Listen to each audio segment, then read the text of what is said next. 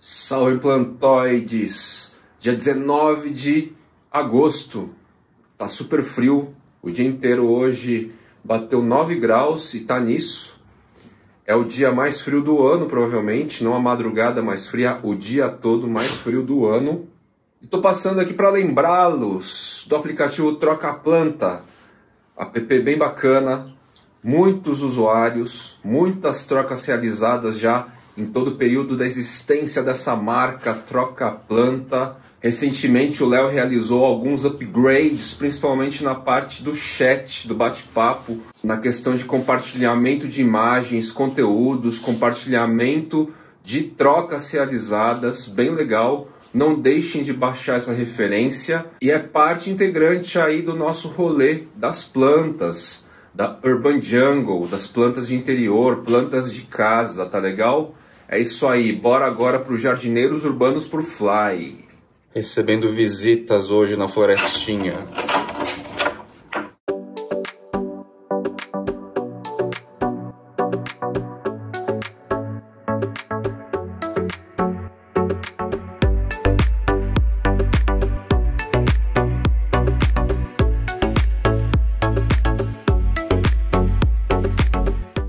O que significa essa planta? Um presente, né? Um mimo aqui.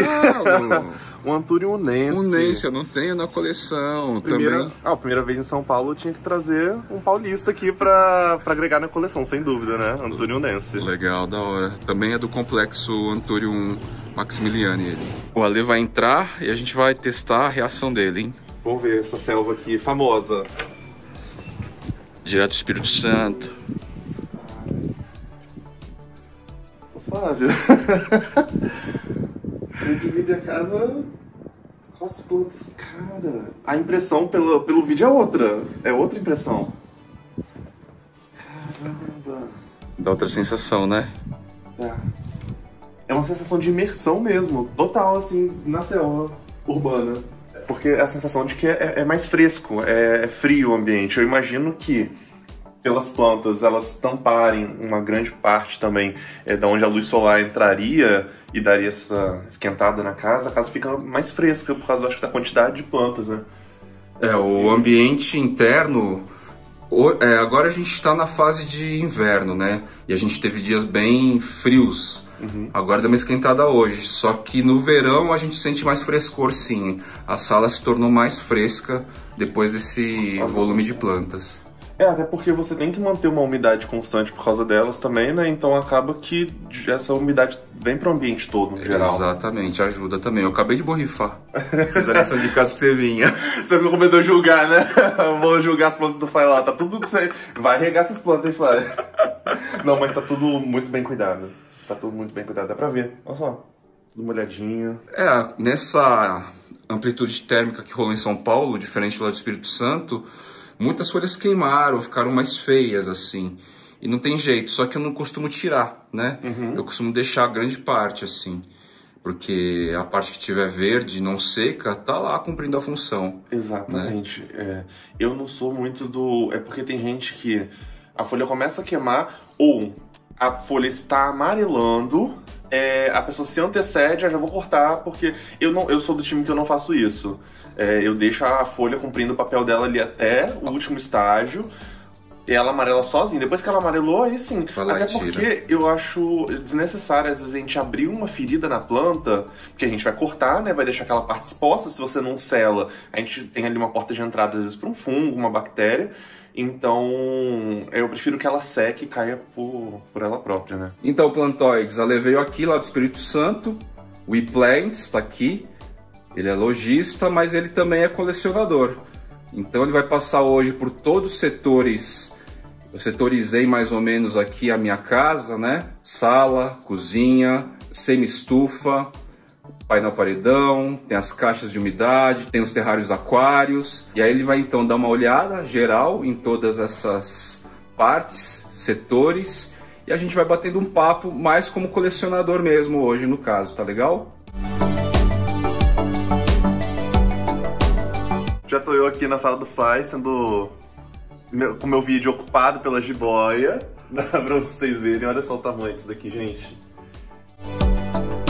Com a Túlio Acuto em mãos aqui, a gente vai falar um pouquinho agora sobre a sala aqui do Flávio e abordar esses ambientes aqui internos. E eu acho que um ponto principal, sempre que a gente fala em sala e ambiente interno, é sem dúvida a iluminação artificial, né? Um ponto que eu sempre tento trazer para quem compra planta comigo é assim, a pessoa pergunta, como que eu cuido? Aí eu falo, como que ela é na natureza? Então a gente tenta sempre pensar no contexto, onde essa planta está na natureza, para reproduzir o mais fiel dentro de casa, né? O que a gente acontece dentro de casa, às vezes, é que a gente não tem a luz que ela teria. Por mais que a gente trabalhe com plantas às vezes, de subbosque, ou seja, abaixo da copa das árvores, né, aquela luz filtrada, a luz ainda é muito maior do que a gente tem, às vezes, dentro de casa. Vale a gente lembrar que sombra não é algo que a gente está habituado a falar sobre, que é zero luz. Não, a sombra, às vezes, para a planta, é aquele ambiente que pega uma parte, às vezes, de luz ou tem muita luz exposta. E a gente tem que compensar muitas vezes dentro de casa com a iluminação artificial, né? Sombra é diferente de penumbra, né? Exatamente. E a gente pode ver aqui algumas plantinhas que, mesmo na iluminação artificial, olha aqui, ó, queimadura. Tô certo? O que aconteceu aqui com essas plantinhas? Nesse caso aqui, do Peltigeron, foi um ataque de ácaro que deu. Eu consegui cessar, mas ácaro é aquilo. Depois que ataca um pouco e as folhas começam a ficar afetadas esteticamente, não tenho que voltar atrás, né? Só que eu não sou a pessoa que corta as folhas, mesmo assim. Então, neste caso aqui, foi ácaro, tá? Tanto é que a folha nova aqui tá se formando e tá bonitinha. Ela é meio tortona assim, porque eu acredito que este indivíduo, ele tem alguma mutação, né? Então eu até brinco que é o meu Peltigeron aberrantiforme, né? Que o pessoal chama. Todas as folhas são meio tortas, ó. Lembra um pouco xanthophylloides até, né? Lembra o xanto. Neste caso aqui, a gente teve o quê? O Draconopteron, ele precisa de altíssima umidade. Então, assim, se eu deixo de borrifar 2 dias, ele vai sentir já, tá? Mas, mesmo assim, ele cresce bem. Embora a umidade não esteja ideal para ele aqui. Eu teria que deixar num terrário aquário esse cara, mas a altura dele já está um pouco difícil de colocar. E neste caso aqui, saiu do terrário aquário, sentiu a inversão térmica, sentiu a amplitude térmica e queimou as folhas do SP Kibbutz. Mas aí a folha nova que nasceu aqui já está mais adaptada ao ambiente, está perfeitona, né? E eu não sou exatamente essa pessoa que corta as folhas feias e tal, porque as partes verdes, elas estão ainda funcionais, né? Duas coisas importantes, eu acho que eu queria pontuar aqui nesse caso. Primeiro, a primeira impressão que eu tive, eu não achei que tivesse sido ácaro essa borda queimada, mas sim pela proximidade com a luz, porque é um negócio que pode ocorrer também. A iluminação artificial, às vezes as pessoas pensam que não, vou tacar aquela luz em cima, que ela não vai queimar, porque não é o sol. Não, a iluminação artificial também queima, né? Ó, vai lá um pouquinho na Monstera afilecleriana, pega as que estão bem grudadas, ó. Aqui. Essas aí grudaram sem querer na lâmpada. Tava bem aqui, ó. Exato. E aí isso aí é queimadura, literalmente. E se você colocar a mão na parte de cerâmica da lâmpada de LED bulbo, ela não é quente para o nosso toque, mas para a planta queimou. Por um contato constante. Exatamente. Né? E é muito legal você falar esse negócio, eu não corto as folhas das plantas. Eu, como eu falei no início, sou dessa vibe aí, não corto. Queimou, entendeu? Eu prefiro deixar a planta seguir o rumo dela, até porque a gente está trabalhando com ser vivo, entendeu? Então eu sou um pouco distante daquela questão estética perfeita, planta intocável, sabe? E o Flávio aqui me ajudou muito, Fly, né? Com esse pensamento. Um dos exemplos que eu sempre vou trazer, provavelmente a gente vai conversar melhor sobre lá fora. Enfim, não vou falar então sobre esse assunto, pra gente falar sobre o indivíduo que tá lá fora, que eu sei que tá no painel paredão e que o vento destruiu ele, mas que eu gosto muito. Depois a gente fala então sobre isso. Philodendron aplanatum, e ainda aqui na sala do Fly, para falar exatamente sobre o que a gente abordou ali, a questão de luz. Isso daqui é a sombra que a gente está falando. Uma sombra bem iluminada. O Fly ainda falou que bate um pouquinho de sol, né? Dependendo da época do ano que for. Então isso daqui é sombra. para as plantas, gente. Às vezes não é para você pensar em sombra como penumbra. Vou colocar uma planta dentro, às vezes, lá no final da minha sala, porque eu não pego sol nenhum, mas é sombra. Sombra pra gente, não às vezes é a mesma sombra pra planta. Bom, parece muito Bernardo Paz isso daqui? Pois é, né? Mas na verdade eu tô tratando com o SP Santa Leopoldina, um AF Bernardo Paz, né? Qual a localização? A folha lembra, né? O SS, só que as demais características aqui direciona para um AF Bernardo Paz. Localização de Minas. Bom, localização na divisa lá de Espírito Santo com Rio de Janeiro. Então a gente já exclui totalmente, assim, totalmente não, mas em grande parte o Bernardo Paz, né? Por ele ser endêmico do estado do Espírito Santo. Mas é como você falou, pecíolo em D estriado, tá vendo? Tem as estrias nele. Tudo apontaria... Os nectários, né? A presença de nectários. O Bernardo. Lâmina foliar, muito lembra SS. Até a textura, bem né? Cartácea, né? Cartácea e fosca. O Bernardo costuma ser mais brilhante, né? Perfeito. Muito legal essa planta. Mas isso é até um negócio interessante da gente falar, que é sobre localização. Entendeu? Como que, às vezes, quando as pessoas vão perguntar a identificação de alguma planta pra gente fala de onde é, porque pela localização a gente consegue extrair melhor, porque às vezes tem espécies muito parecidas e pela localização a gente consegue, não, essa planta se está neste local, é planta X ou planta Y. Ajuda muito a localização. Muito. Bom, begônia subácida aqui na cozinha do Fly e temos plantinhas interessantes aqui, mas um ponto que eu estava conversando aqui em off com o Fly que eu acho que seria interessante a gente abordar aqui é a questão da variegação, né? Porque é um assunto que nós, como colecionadores, sempre procuramos ter a planta mais variegata possível, né? Mas, gente, é importante a gente pontuar. Agora já se mudou um pouco, eu sinto esse pensamento. Já tem uma discussão maior de que folha 100% variegata não é bom. Sabe-se disso, porque a variegação, na maior parte das vezes, é a falta, né, da clorofila naquela região da lâmina foliar. Então, se você tem uma falta de clorofila, a planta não vai exercer a principal função dela, que é a fotossíntese naquela folha. Perdendo a capacidade de fotossíntese naquela folha, vai ser uma folha que não vai durar muito, né? Então, nós temos alguns exemplos de plantas que apresentam um tipo de variegação. Primeiro é o Florida Ghost, que o do Fly tá o Florida Green aqui. Exatamente, a gente está conversando exatamente sobre isso. As folhas mais antigas mantiveram assim a característica estética, né, de um Florida Ghost. As novas começaram a ficar Florida Green total, ó. Florida Green. E essa novinha também, no Florida Ghost, como que fica, Lê? Como seria a cor dela? É um creme, o nosso famoso off-white. É um branco, que não é aquele branco estourado, é um branco mais... Creme. Creme mais ou menos fechado. Cor de creme de milho, assim. Isso aí. E esse verde aqui já é de Florida Green. E como que a gente pode reverter esse processo, Ale? Olha, eu tava falando com o Flávio, eu sinto que variegação é um processo muito... depende de cada planta, depende de cada espécie. Eu tenho um karma com variegação. Normalmente plantas variegadas se revertem lá em casa. Algumas pessoas já viram no meu Instagram esses tempos, eu postei um doméstico que um dia foi variegado porque o meu ficou todo verde. Só que tem plantas que mantiveram variegação constante lá em casa. O meu Florida Ghost, ele só me dá folhas belíssimas, bem brancas, bem cremes. Lá em casa o meu Florida Ghost está no sol. Gente, você tem Florida Ghost, está dando folha verde? Por favor, não taca o Florida Ghost no sol assim direto não, porque ele vai queimar. Faça um processo de rustificação. Ou tentem trazer ele o mais perto possível, aos poucos, né? Para essa região muito iluminada. O meu lá em casa, assim, pega um solzinho bom da manhã até por volta das 10, que já começa a dar um sol forte, e o meu é só folha branca. O que a gente pode fazer aqui, né, Flávio? Tesourinha. Fazer um corte, esperar que a apical, que venha numa gema lateral aqui, venha de novo e resgate, né? Porque o Florida Ghost em si, ele não deixa sinais no caule pra gente saber uma parte mais interessante que tem a variegação, né? Diferente da Monstera, por exemplo. Vamos lá na Monstera rapidinho, voltando na sala. Ó, a gente tá aqui na Monstera deliciosa.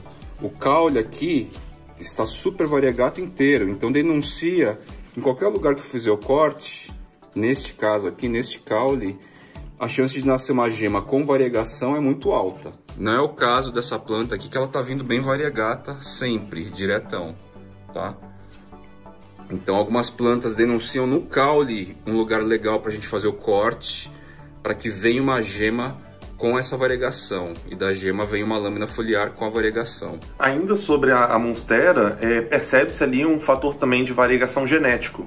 A genética da planta é uma genética muito boa, então tem plantas variegadas, monsteras variegadas, que vocês vão ver que elas têm variegação menor, expressiva. Observem pelo caule que você viu ali, um caule com uma variegação muito expressiva. Muito presente. Exatamente. Enquanto tem algumas monsteras, você vê assim, às vezes um risco. Fiozinho só, né?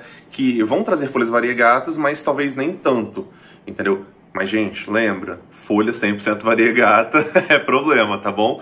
Uma planta que a gente pode ver aqui, por exemplo, é o Florida Beauty.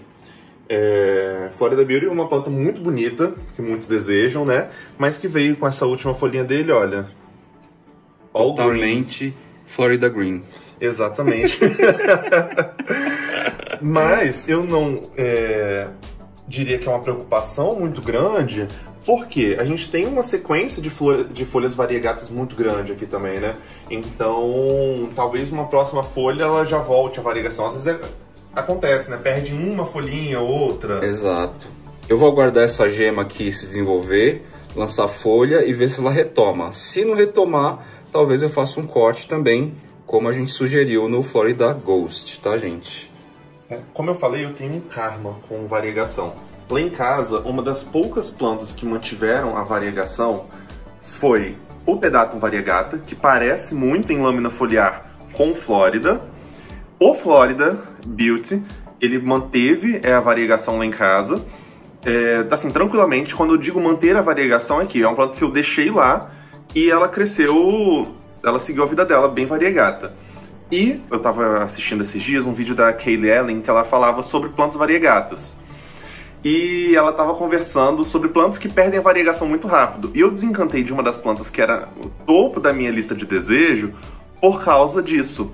Ela estava comentando como que ela já teve uns 3 ou 4 Bilite variegata, entendeu? É uma planta de desejo de uma grande parte da população, era uma planta minha de desejo, só que como eu sei que eu já tenho problema com variegação lá em casa, é uma planta que eu desisti assim, porque eu sei que é difícil você pagar muito caro às vezes por algo que dali um tempo vai sumir. Philodendron longilobatum, aquisição na WePlants. Loja boa de planta, gente. Comprem lá. O dono tá precisando. Quer falar alguma característica do longilobatum, só para o pessoal saber, gente, rapidamente? Philodendron longilobatum, agora, ele é uma planta que ele sofre um efeito de morfogênese muito grande. Então, quando vocês forem comprar essa planta, a gente vê no mercado muita coisa que dizem ser longilobatum. Peçam para ver a matriz. Tem um vídeo aqui no canal do Fly que ele já fala sobre essa planta, dê uma conferida lá. Ele aborda exatamente essa questão de peçam para ver a matriz, porque a matriz do longilobatum é desse exemplar aqui que estamos falando, tá? Eu não vou refutar aqui o Fly, porque ele fala sobre como que para ele existem mais de um longilobatum, né? Talvez não descritas, né? Exatamente. Não exatamente a mesma desse cata, né? Esse longilobatum que a gente está falando aqui, depois o Fly pode até colocar aqui do ladinho uma fotinha da matriz que eu já mandei para ele. Lâmina foliar bem estreita, tá? Lóbulos longos, longilobatum. E esse carinha aqui, indivíduo, ele ainda lembra até às vezes um Jerry, né, nessa idade, mas como essa planta que eu acompanhei, o processo dela de produção, eu vi de onde veio a matriz, que foi uma da onde veio a minha matriz, você sabe que é um Philodendron longilobatum, né? Presença de nectários no pecíolo arredondado, tá? E aqui na última, penúltima folha, olha aqui, ó, a última folha que saiu, como que ela sai, tá vendo? Bem estreita, mas esse bichinho aqui fica um monstro. Aqui na área do externo, então, do Fly, a gente vai falar um pouquinho sobre essas estufas caseiras aqui que todo colecionador, bom, pelo menos uma grande parte deles, de vocês, né, tem delas em casa. Ineditamente aqui neste canal, entendeu? Eu vou mostrar o estado pra vocês de um indivíduo, olha, Ó, quase morreu, porque ele não morreu de jeito nenhum, por conta, o Flávio tá explicando aqui, que teve uma amplitude térmica muito grande em São Paulo esses tempos, né? Esfriou muito, caiu, né, a temperatura muito drasticamente. Então o Aroque, que já se tem, todos sabem que é uma planta bem melindrosa, ele sofreu bastante, como vocês vão ver aqui. Então ele trouxe para essa caixa térmica aqui, que são as estufas caseiras, né? Mas é isso daqui que eu quero abordar com vocês, gente. Olha o estado dessas raízes. Bem peludinhas, tá vendo? Bem capilarizado. Basicamente, a gente perdeu todas as folhas, tá? Assim que vocês viram dos parceiros aí. É aquele meu Aroque com 3 cabeças. São 2 clones e o principal, né? Mas aqui a gente já consegue perceber os efeitos que uma estufa caseira faz, né? Então eu imagino que quando você colocou essa planta aqui, Flávio, não tava com essa quantidade de raízes aéreas desse jeito, né? De jeito nenhum. Pois é. A bicho tá soltando raiz pra tudo quanto é lado. São 3 bichos, né? Uhum. E a gente tá vendo o quê? Nascimento de gemas laterais. Neste caso aqui, a apical padeceu. Neste caso aqui ainda tem uma apical que não sinalizou. E a apical dessa aqui vai lançar lâmina foliar em breve. Mas eu tive que realmente fazer esse pronto-socorro na planta por causa da amplitude térmica de baixas e altas em 12 horas, ou seja, 4 graus para 25 graus, ou seja, 20 graus de diferença em 12 horas, né? De madrugada até o meio-dia do dia seguinte. Do mesmo dia, aliás. O araucariano estava definhando, literalmente, porque estava na área externa, né? Então, qual que é a principal motivação, normalmente, de nós colecionadores usarmos essas caixas? Temos exemplo aqui para recuperar plantas e também, no ambiente que a gente vai falar mais tarde, que o Flávio usa no terrário aquário, mas que as pessoas usam também essas caixas de estufas, que é para desenvolver plantas, né? Às vezes plantas que estão pequenas, que estão pouco enraizadas. A gente vê que esse ambiente aqui que a estufa proporciona de alta umidade, muita luz, quente, é o ambiente que a gente falou lá no começo do vídeo sobre reproduzir o espaço que as plantas vivem na floresta. Quente, úmido, muita luz. Então a caixa, ela traz isso, né? Então assim, este caso aqui, como a Lei falou, também é resgate, resgate, resgate. E este caso aqui é reprodução de mudinha. Eu fiz cortezinhos das mudinhas laterais. Folhinha nova nascendo aqui já.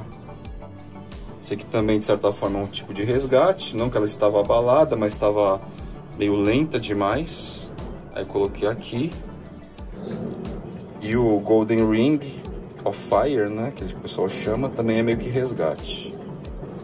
Aqui é crescimento, no caso. Sabe qual que é essa, Lê? Eu tô com um Golden Dragon na cabeça, mas não sei. Não. É algum tomato. Vai ser lançamento no Brasil, tá? Esse cara aqui é o Arcevix amarelo. Philodendron Arcevix amarelo. Imaginei, tomato. Saindo por detrás do Philodendron Bernardo Paz aqui. Estamos aqui agora no painel paredão do Fly. E eu queria abordar um assunto que eu falei lá no início, que eu disse que ia trazer depois, que é a questão desse carinha aqui, olha, que é uma planta pra mim maravilhosa, que é o Anthurium veitch. Planta linda, planta quebrada pelo vento, e é exatamente isso que, pra mim, pessoalmente, faz dela estar tão bonita também. A gente, às vezes, tem a ideia sempre de tentar trazer a planta mais perfeita possível para dentro da nossa casa, ter aquela folha com a variegação mais 50-50, sabe? Ou aquela Half Moon, né? Falando da nível Monstera metade branca, metade verde. Ou uma folha sem nenhum rasgo, sem nenhum furo. E o Fly, assistindo o canal e sempre conversando, me fez perceber isso também, gente.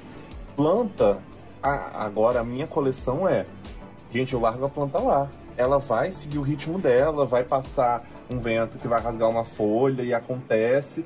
E isso é parte do processo da planta também. É a gente enxergar, né, ela no ambiente ela bonita, né? Às vezes dentro de casa a gente quer ter uma planta perfeita, intocável, Só que essas plantas, assim, também com essas... não são defeitos. Imperfeições, pequenas imperfeições. Perfeito, com imperfeições, eu acho que destaca ainda mais a beleza também das folhas. Não que a gente não tenha algumas espécies todas certinhas, né? Mas no vaso e tudo mais. Mas no caso do painel paredão, isso ficaria meio que impraticável, né?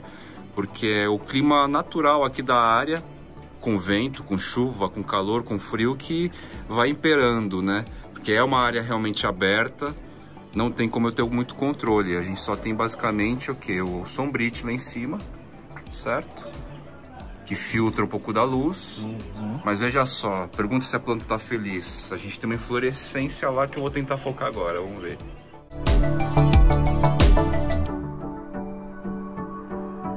É uma inflorescência ainda em formação. Já é a terceira aqui no painel paredão. Isso mostra que a planta tá seguindo o fluxo dela bem aqui. O painel paredão tá muito volumoso, mas a gente tá aí com umas 6 folhas, ó, tem uma lá. Tá vendo, ó? Lá atrás, né? Tem uma lá atrásona, exatamente. Atrásona da folha do Splendid. A planta tá com bastante folha. Aumentou um pouco do ressecamento de algumas delas por causa da amplitude térmica também, tá? Mas é basicamente isso.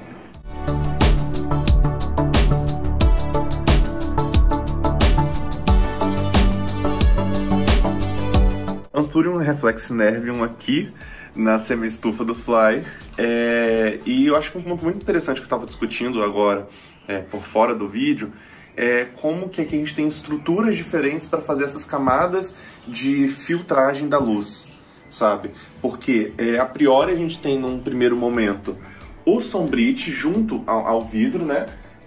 Que faz essa seleção, né, da luz que vai passar, e num espaço onde a gente já não tem o sombrite, o Fly colocou aqui a ficus, que faz muito bem esse papel também de... Qual que é a palavra? Sombrear, de filtragem. De filtrar, isso aí. Que faz muito bem esse trabalho de filtrar a luz que passa. Então a gente tem plantas aqui, olha, que estão indo muito bem, né? O Anthurium ali, por exemplo, o SP panguiense, com a folha nova em expansão. Lindíssimo. Denota, assim, folha nova, planta saudável. A planta está vindo aí com tudo. E a luz dela filtrada pela ficus. Doméstico também, pega bastante filtragem, ó. Folhas bem variegatas. Extremamente, ó. Essa aqui tá totalmente variegata e essa também. Ela dura um pouco mais de tempo, mas também não dura muito tempo, tá vendo? Ela vai ficando... O que faria a parte da fotossíntese é somente esse trechico de nada aqui, que é, sei lá, no caso dessa folha é 10%, 5% da folha. Essa folha aqui resiste um pouco mais em relação às outras que são full variegata, né? Mas também não dura muito tempo assim. Se perde. E você notou uma coisa interessante, Ale? Que essas áureas, né? Que com essa variegação áurea que é meio amarelada, as folhas mais antigas, elas vão ficando mais ou menos no creme assim, né? O áurea vai ficando mais esbranquiçado. Enquanto o alvo vai ficando ali 100% branco, né? Tá dentro de casa lá, vamos lá.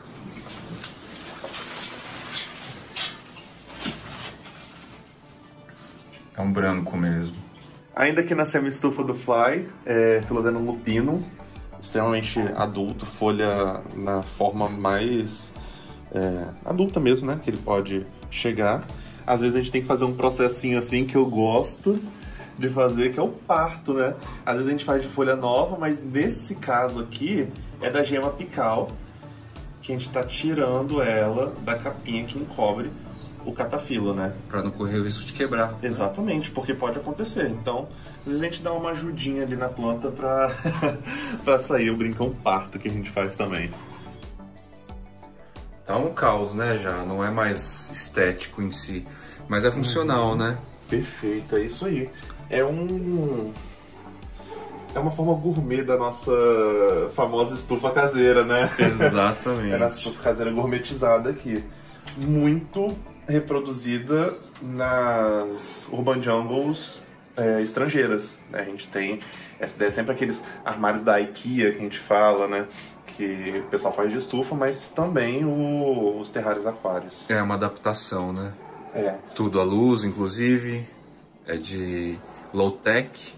de aquário, né? De aquário, exato. Exatamente.